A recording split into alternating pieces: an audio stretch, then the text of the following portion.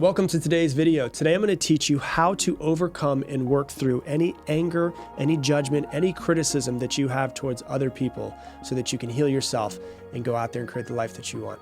Let's dive in. Because when you take a step back and you look at a human, what you're really looking at as somebody grows up, as humans, is we are patterns that we have developed over our lifetime. And the majority of the patterns that we have developed over our lifetime, most of them, if not all of them, are completely unconscious then. And so what we do is, because of the fact that they're unconscious, is we develop them without really recognizing them. And it's kind of like the phrase of the old tale where it's like there's two young fish swimming in the water and an old fish swims by them and he says, "Hey guys, water's nice today, isn't it?" And they look at each other and they say, what's water? It's like they're in the water and it's so omnipresent, it's been around them their entire life that they don't even realize that it's there. And that's how a lot of our patterns are until we decide to actually start looking at ourselves through a lens and say, like, what are my patterns? Why am I reacting this way? Why am I doing this? And when we look at patterns, some of them are beneficial. I don't want you to think that all of the patterns are not beneficial. Some of them are beneficial. And then some of them are holding us back and keeping us stuck in life and creating self-sabotage. And some of those patterns are anger, jealousy, judgment, having a short fuse. All of those are patterns. Now, when you look at the patterns, why would we have those negative, and we would title them as quote unquote negative patterns? Why would we have those patterns? Why would we have anger? Why would we have jealousy, judgment, criticism, having a short fuse? Where did they come from? And why are they still in our lives? And there's a quote by a guy named Marshall Rosenberg. And the quote says, "Every criticism, judgment, diagnosis, and expression of anger is the tragic expression of an unmet need." And so this is really important because Rosenberg, what he does is he suggests that how we would label them as negative behaviors are emotions often that we had as child that stem from unmet needs, and we still have them as adults. So when we criticize people, when we judge people, when we get mad, when we blow up at people, we're not reacting to the situation.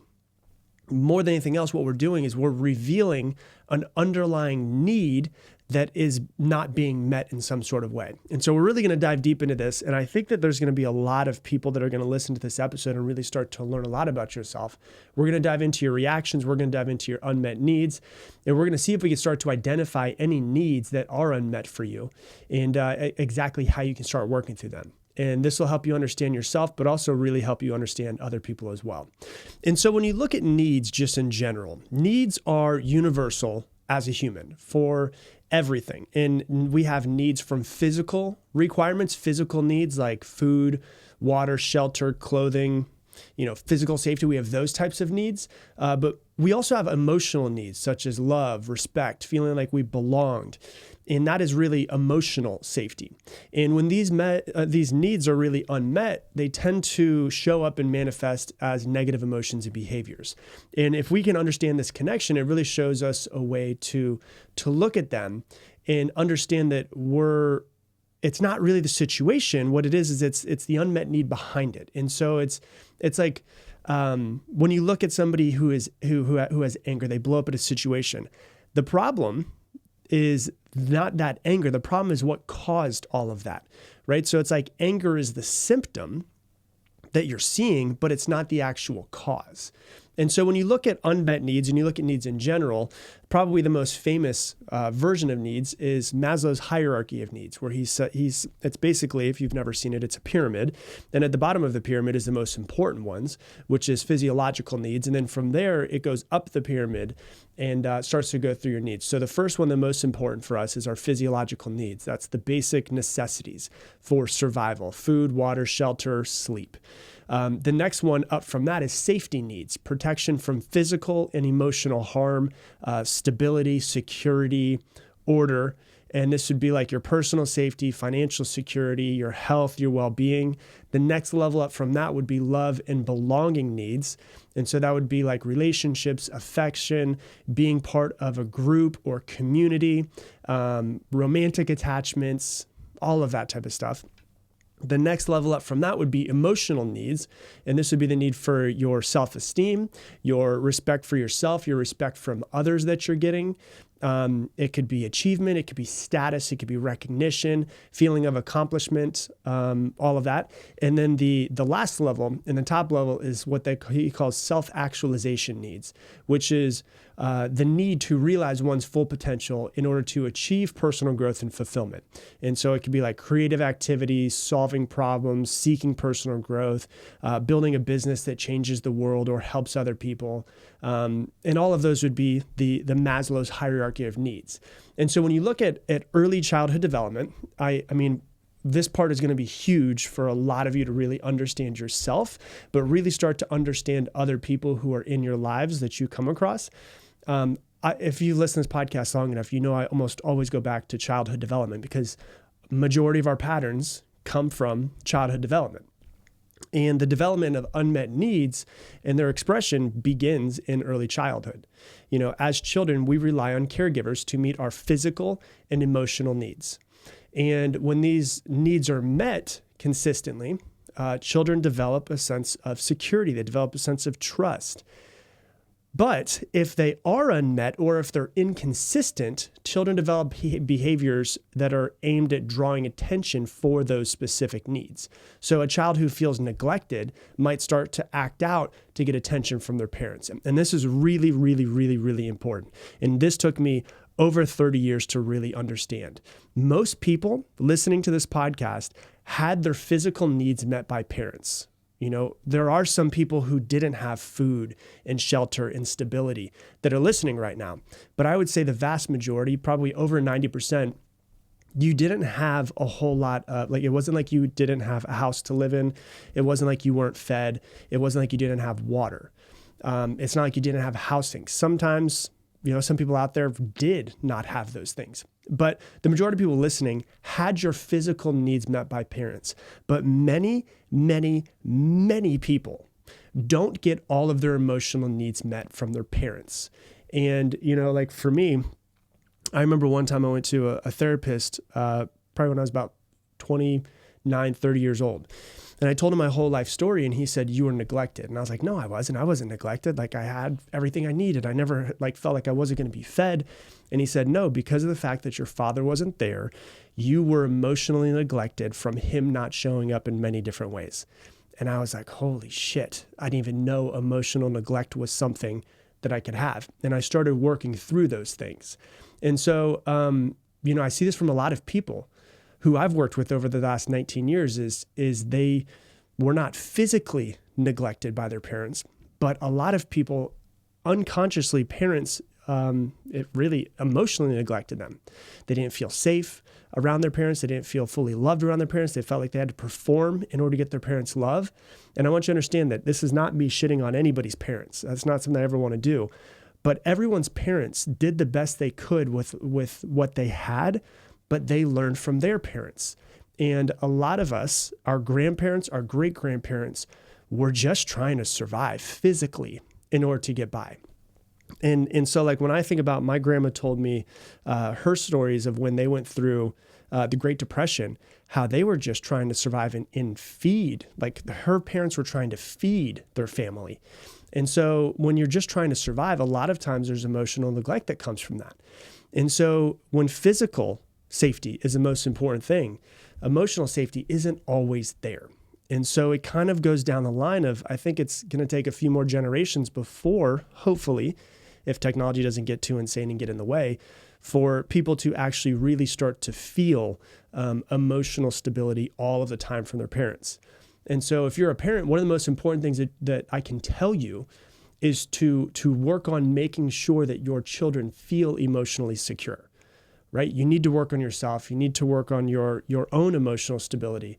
But read books about parenting, read books about childhood brain development, and how, you know, if you have a child and the time that you spend with them in front of them will help them develop their own nervous system, and their nervous system is learning from your nervous system. You know, because as children grow, these early experiences shape their understanding of how they express their needs. And so a child who learns that crying or temper tantrums result in getting them attention that they want, because their parents are too busy on their phones, that will then end up being a behavior that they usually will turn into adulthood, right? But a child who learns that they can express their needs directly to their parents, they can express them calmly, and that's the most effective way to do it, that will carry into the adulthood. And so let me give you some examples so we can really put some context to this, because this is really important, right? So I think I have like 4 or 5 examples for you to really understand this. Let's say a child throws a temper tantrum, a meltdown in Target.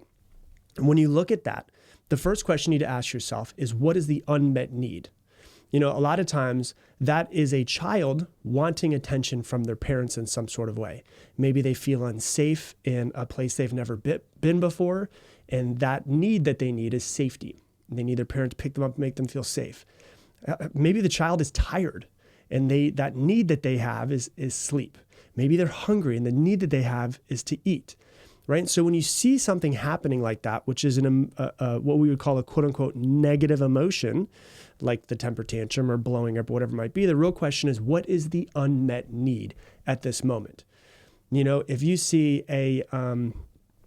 let's say an example would be a parent who, I see this a lot with people, where their parents were so hardcore of them getting good grades all of the time that they never really got praise or encouragement from their parents. So if they come home with an A, it's like, why wasn't it an A+? Oh, you got a 98? What were the 2 points that you didn't get? And so they never really got true encouragement from their parents. And the child has an unmet need for esteem and recognition from their parents. They just want to be seen. They just want to be loved for their accomplishment. But the behavior, what it turns into over time, is that this lack of positive reinforcement turns into low self-esteem as an adult. And so as an adult, because of the fact they have low self-esteem, they might express that as judgment or criticism towards other people, so that they momentarily feel like they elevate their own esteem, their own self-esteem. And that's just a really way to mask the feelings of inadequacy. And so a lot of people will judge in that reason, because they don't feel like they really got the unmet need that they had. Is they really just wanted their parents to they've tried really hard on a test. They got a 95 and the parent was like, why didn't you get 100? And it's like, the child just really wants you to say, hey, I'm so proud of you. You did such a good job. And so it's an unmet need from childhood that develops into a pattern and a behavior later on in life as an adult. And there's a thing that's called Baumeister's self-esteem study that was done in 2003. And the actual study title was, does high self-esteem cause better performance, interpersonal success, happiness, and healthier lifestyles? And so, they went through this whole thing and they found that self-esteem, when they went through it, low self-esteem is linked to negative emotional expressions like anger and criticism. So when people have low self-esteem that stems from their childhood, usually it comes and turns into anger and criticism as they get older. And so researchers found that unmet needs and unmet esteem could lead to behaviors aimed at judging or criticizing people in order to boost their own self-esteem, often resulting in negative interactions with other people. So it's really interesting to start to look at that. So that's another example. Let me give you an example of a parent-child conflict, right? Let's say a parent gets angry at their teenager for staying out late and not being home on time, right? The unmet need is really the parent, if they blow up on the child for it, it could be the parent's need for safety and reassurance. And so the parent might not feel safe in the world because maybe they weren't really meant to feel safe by their own parents, whatever that pattern was. And so they don't feel safe in the world. So they don't feel safe with their child being out in the world. And so they need that child to come home in order to feel like they're safe. And so the parent's anger is actually driven by a need to ensure that child's safety. But whatever we're looking at from the outside world, if that parent is looking for safety from that child coming home, what they're really looking for a lot of times is from themselves. Whatever we're looking for from the outside world is what we're looking for from ourselves. And so the real question becomes, if that's an unmet need, well, then how can that parent make themselves feel more safe so that they don't grasp their children too tightly and it turns into resentment later on in life? Let's say you're... Another example would be, let's say you're scrolling on Instagram and you see someone with more than you, more happiness, more joy, more a better body, more money, whatever it might be. In your mind, you judge them and you criticize them. You're like, oh, she's skinny. She must not eat. Maybe she makes herself throw up, right? Or she's got no wrinkles. She must edit her photos like crazy. Or she probably gets Botox. Or, he's got a new car. He just bought a new Mercedes. He's probably fucking people over in order to make that money. And you see somebody and you make a judgment or a criticism on them immediately. And you have to realize it's what you're looking for from the outside world is what you're looking for from yourself. And if you can't accept yourself, then you're probably not going to accept someone else. And when you see somebody else succeed, you're starting to judge yourself for your lack of success. And so your reaction has nothing to do with the person who's skinny. It has nothing to do with the person who has less wrinkles. It has nothing to do with the person who just bought the new car. It's usually comes back to, what is my unmet need? Oh, shit. I don't love and accept myself, so I can't accept somebody else's success or somebody else's looks. And then last example I'll give you is this. Let's say that you go out to dinner and you blow up on your partner at dinner because they've been on their phone for a few extra minutes than normal, right? And you don't want them to be on their phone. And then you ask yourself, okay, I just blew up on this person. What is my unmet need? You know what? We've had a really busy couple weeks. We haven't had any alone time. A lot of stuff's been going on with travel. A lot of stuff's been going on with work. A lot of stuff's been going on with the kids. My need that is unmet right now is I just want quality time and I want attention from them. And I want to feel that emotional connection. But it came out as anger. So in this relationship, the partner signals a need for quality time and attention, but blows up on them instead. And so it's the adult version. This is literally the adult version of the meltdown in Target. The meltdown in Target happens because they want, to feel loved, to feel seen, to feel held by their parent. The adult version of blowing up inside and getting mad or disconnecting and shutting down in a restaurant is, they want to feel seen. They want their attention. They want to feel loved. And so these are all patterns that we develop from childhood, and it really turns into, these adult behaviors. And so what you have to do is you have to learn to start recognizing this within yourself. When you do get angry, take a step back and say, what is my unmet need? Okay, that's what my unmet need is. When you feel like you're alone, what is the unmet need? When you see somebody and judge somebody, what is the unmet need? If your friend comes over and tells you about the promotion they just got and you start to feel like jealous, what is the unmet need that is there? If you criticize somebody else, whether in your own head or whether verbally out loud, what is the unmet need? And really what it comes down to is us taking a step back and realizing, like I said, we have these majority of these patterns we've developed over our lifetime, and we have no idea where they came from. We have no idea that we have them. And it takes a moment of self-reflection to come back and go, okay, I criticized, I judged, I got angry, I blew up on somebody, I had a meltdown, I got too emotional. What is the unmet need? In a lot of times what you're going to recognize is what you're actually looking for is what you're looking for from yourself. If you're really wanting that love and affection from your spouse, 100%, you should definitely let them know. But what you're also really looking for is just the love and acceptance from yourself.